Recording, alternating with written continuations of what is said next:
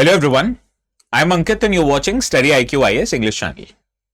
In our today's video, we are going to find out why is government trying to ban the online real money gaming apps.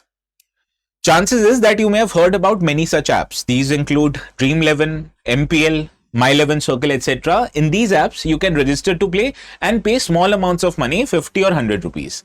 And using that money, you can create an online team of real life players. So suppose you make 11 players or make a team of 11 players which may include Shubman Gill, Hardik Pandya, etc. And how these players would actually play in real life in the tournaments like IPL or World Cup, their performance would get reflected on your online team. So suppose if your team is performing well, points gets added to your online team, and if they are not performing well, automatically you'd have lesser amount of points. And in the end, the person who has the most amount of points is declared as a winner. And these companies, these online real money apps, they promise you just by an investment of 50 or 100 rupees, you can theoretically make crores and crores of money by winning these kind of contests. Sounds attractive, right? But it isn't. Why it isn't attractive, I'll tell you in our today's video. So let us find out why are we discussing this topic and what is the relevance of this topic for UPSC exam, right? First of all, the notes that I'll be using in this session, you can go to this Telegram channel ATS Live and download them as soon as this session ends. Okay. So let us start by understanding what or why are we discussing this topic. Now, yesterday, the government, it introduced a bill known as Promotion and Regulation of Online Gaming Bill 2025 in the lower house of the Indian Parliament, Lok Sabha. And it was passed minutes after it was introduced. Now, this bill, it offers a legal framework which would enable the government to regulate the online gaming companies in India. Now, there are many different kind of online gaming companies. One of these kind include the real money online apps. Now, this bill, it proposes a complete ban on the online games which involve some kind of financial transactions. So only these kind of apps are called as real life money apps. Okay. So these will be completely banned. Why will this get banned? What is the reason of the government? What are the challenges? We'll understand. No need to worry. First, let us understand why are we discussing this topic in a UPSC related video. The answer to this lies in this PYQ. Now read this PYQ at the outset. You'll think that this PYQ is related to polity, particularly to the fundamental right to privacy.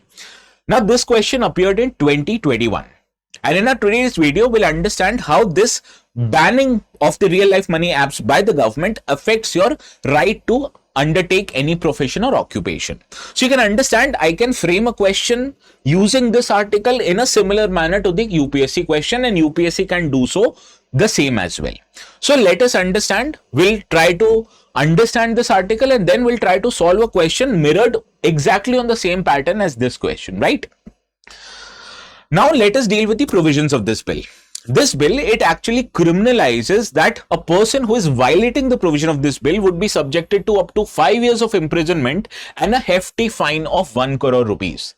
Now, people who would be subjected to this bill and they would have to follow the directions of this bill includes the operators, that are the companies who make these apps and these online platforms, as well as the advertisers. So let us imagine you're a famous movie star who is advertising for these kind of apps. You will also be covered under this particular bill. Similarly, banks who facilitate these transactions which allow you to participate in these apps and play these games, they will also be subjected to the regulation, right? So it creates a wider ambit of regulation, covers not just the companies but people who endorse these gaming apps and also the banks who participate in the financial transaction. Also, to regulate the online gaming sector, which is unregulated as of now, this bill also proposes a new designated regulatory authority, and the financial provisions have also been provided so that this regulatory authority would start functioning. Okay, so these are the important provisions of this bill. But as this is a bill, these provisions might not be that important for the exam's perspective. What you need to understand, why such provisions have been introduced in this law, right? We'll understand this. Now, first, the first impression that this bill would give you, that this would create a lot of negative impact on the India's online gaming industry, and you are not incorrect in this. Why? Because this online gaming industry of late has become very big, so much so that the revenue that all these companies put together make amounts to more than 33,000 crore rupees, which is a huge amount. Similarly, the real life money gaming apps like Dream11, like MPL, like My 11 Circle, they corner about 2/3 of total share in the online gaming industry. So you can understand how big is the real life money gaming industry in India. It is amounting to 2/3 of total revenue that these companies make out of online gaming sector. Now, key players like Dream11, they account for almost 11,000 crore of revenue, which is 1/3 of the total revenue of online gaming apps, right? Now, this was the size of industry. Now, let us talk about how this industry benefits the government. Now, government makes a lot of income in form of the revenue which it collects from GST-based transactions. For example, last financial year, these companies paid more than 8,000 crores to government in form of their GST obligation. And not just this, government has imposed certain retrospective demand which amounts to more than 2 lakh crore rupees. So this is the realized revenue that the government makes every year in form of GST collection, and government is expecting more money out of this retrospective demand. So in terms of size of the sector, I told you this sector is very prominent, responsible for making more than 33,000 crores of revenue, and it also leads to several benefits to the government in terms of taxation revenue which it collects from GST and may collect from the retrospective demand. Now let's talk about other aspect of economics, that is the kind of jobs this sector provides. Now, it has been estimated that the online gaming sector in India, it provides job to more than 1 lakh people. So if you actually ban a significant chunk of this online gaming industry, obviously it would lead to loss of jobs for the people who are employed in these companies. Not just this, this sector also witnesses large inflow of foreign investment, particularly from the foreign institutional investors. As you can see, famous companies like Dream11, they have raised billions and billions dollars of money in a significant $8 billion valuation. So this would make Dream11 a what kind of company? A unicorn. Any startup which has a valuation of more than $1 billion, those startups are called as unicorn startups. Okay. So in terms of revenue, in terms of taxation that it provides to the government, in terms of employment, in terms of foreign funding, these sectors are quite prominent. So obviously, banning or regulating this sector would negatively impact this sector in terms of economics. But government reasons, or the government, why it is banning this sector, it is totally unrelated or outside the domain of economics. It relates to politics and society. How it relates to politics and society, let me tell you. Now, at the outset, you'll think that people of India, citizens of India, they are guaranteed a fundamental right, that is, right to practice any profession or carry out any occupation, trade or business, which is a part of Article 19 1G of the Indian Constitution. So under this article, you as an Indian citizen have a right to practice any profession or undertake any business. So person at the outset would think that if government is banning this kind of apps, it is violating your fundamental right. But you're forgetting one thing, that fundamental rights in India are not absolute. These are qualified. That government may regulate or may prohibit you from exercising your fundamental rights based on circumstances known as reasonable restrictions. So if government feels any occupation, any business, if it threatens public safety, if it threatens public health, if it threatens national security, or if it is detrimental to the economic welfare of people, this is an appropriate ground for government to reasonably restrict you from exercising your fundamental rights. That is why government is using its power under Article 19 for reasonably restricting you from exercising your fundamental right. And the reason that the government is giving is that this sector has put in a risk to the public welfare. What is this risk? Let me tell you. Now, first at the outset, before the introduction of this bill, online gaming sector in India was completely unregulated. So government was not in a power to regulate each and every aspect of the online gaming sector. So first, government is introducing this bill to first of all regulate the online gaming industry. Similarly, many of these real life money gaming apps, they have been led to some kind of social problems. First of all, you'll have to contribute some form of money to play these games. So it increases the risk of you being exposed to exploitative monetization. Suppose once you start investing in these apps and you make profits, who wouldn't want to make more profits? So therefore, there is a chance that you'd start investing more and more money. And if you make losses, you'd be in a mood to recover your losses. So to recover your losses, you'll put in extra money. And this can create a situation where you'll be addicted to the gaming apps. So this not just leads to exploitative monetization, it also leads to addiction cycle, particularly much more prevalent among the youth. So either you make losses or you make profit, the chances is that you'll be hooked to these gaming apps. And this in many cases we have witnessed have led to youth of India undertaking extreme outcomes, like if they make significant losses, if they are under hefty debt, they, in order to pay that, or if they are unable to pay that, they take extreme measures like committing suicides. Okay, so this is how the bill is justifying that in prevention of public health, ensuring economic welfare, we are banning these kind of games. So government's message is clear: for ensuring better public health so that it does not lead to mental stress among participants, it does not violate their financial stability, or for even law enforcement concerns, these gaming apps needs to be regulated. First of all, these gaming apps have an option that you can chat with other players. But of late, government has realized that many antisocial elements like the groups who perform or who are participate in terrorist activities, organized crime, money launderers, they are participating in these kind of transactions and they are trying to hide behind these gaming apps. So it is also in the interest of national security that government is trying to ban or regulate these apps, right? So this, all of these grounds, public health, national security, economic welfare, all of this is an appropriate ground for government to impose reasonable restriction. Understood? So this is the government's reason behind banning or regulating these apps. But this bill also brings certain concerns, particularly legal and social concerns. What are these concerns? Let us understand them one by one.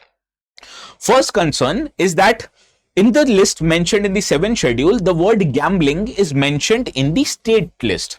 So it is primarily the responsibility of state government to regulate this kind of apps. So one point of concern is that once center is banning these apps, this may bring certain bill under the constitutional challenges later on in the courts of India.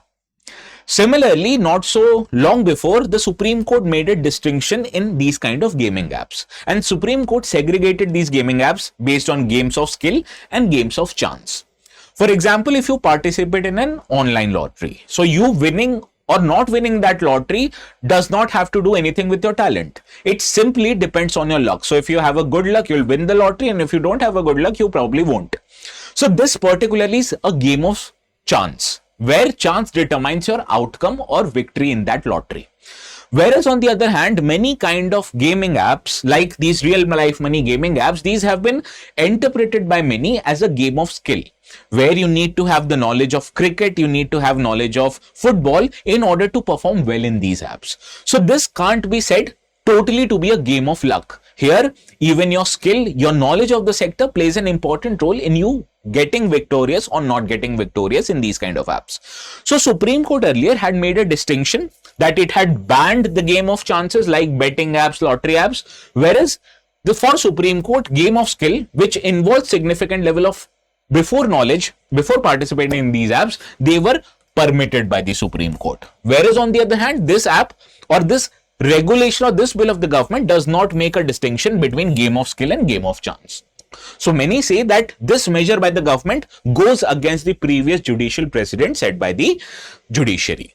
Similarly, there's also a possibility that if you ban these kind of apps totally, people, they will participate using apps which might be or whose server might be located in countries other than India. So here government would not be able to regulate these apps. So this this has the possibility of shifting this entire online gaming industry on offshore based servers. Similarly, many experts have also claimed that when other countries can regulate these gaming apps by imposing age checks, by imposing spending limits, what's stopping India from doing the same? You have an Aadhaar system where you can verify the age of the participants. You have an UPI sector or you have a UPI setup where you can actually limit the amount of transaction done in a particular transactions. So government can also or could have done this instead of completely banning them and prevented the job losses which might happen. So these are the concerns that have been highlighted by many as a challenges associated with this kind of an act and bill, right? Now, before solving the practice question, I wanted to let you know something. Now, UPSC or StudyIQ, we have started a resolution batch which started yesterday, that is 20th of August. But you can still take admission and begin your classes as soon as possible by taking admissions in one of our resolution courses. We have courses for 26, 27 and 28. It depends upon entirely when you want to give this exam.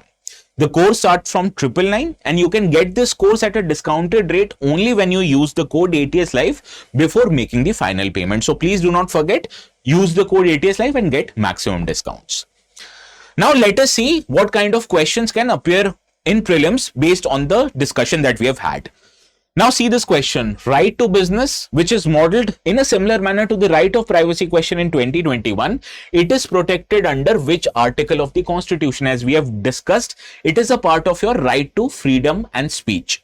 So this forms a part of Article 19, particularly Article 19, subsection 1 and subsection G, where I told you right to business is not an absolute right. It is qualified right, which means government can impose reasonable restrictions on it. And what are reasonable restrictions? Public health, economic welfare, national security and others, right? So therefore option B is your right answer to this question. So this is how the UPSC would ask a question on this topic. Now you can also use this knowledge in different papers of UPSC. For example, in GS paper 2 in mains, you can use the issue of federalism. I told you the regulation of gambling is a thing mentioned in state subject. So this also brings the federalism part, that is center and state relations. Similarly, regulation of digital economy is a part of governance syllabus. Similarly, GS3 economy, the first topic of GS3 economy says issues relating to working of economy, employment, growth, etc. So this impacts jobs, that is employment. This impacts investment, that is a part of external sector, right? Similarly, in ethics, gambling addiction is one of the questions that can be asked in form of case study. You can be asked a question on responsible regulation versus outright prohibition of a sector. You can ask on how can state play an important role in public morality. Similarly, in essay, you might be asked on a topic which is related to this kind of discussion. For example, what is better? Prohibition is better or regulation is better? Or what are the challenges and moral dilemmas associated with digital economy? As digital economy is increasing, so are its challenges. So you'll have to enumerate, and you can enumerate using the discussion that we have had, and it will enrich your ultimate answer writing and essay writing, right? So this is what you can do. Based on this discussion, I gave you an information and you can interpret it in whatsoever you want, provided that you are able to solve the questions. Understood? And you know it, the notes of this session would be available on this Telegram channel. So go ahead and subscribe it if you still haven't and get the notes downloaded. So this is all from my side. We'll see each other again. Please have a very good day.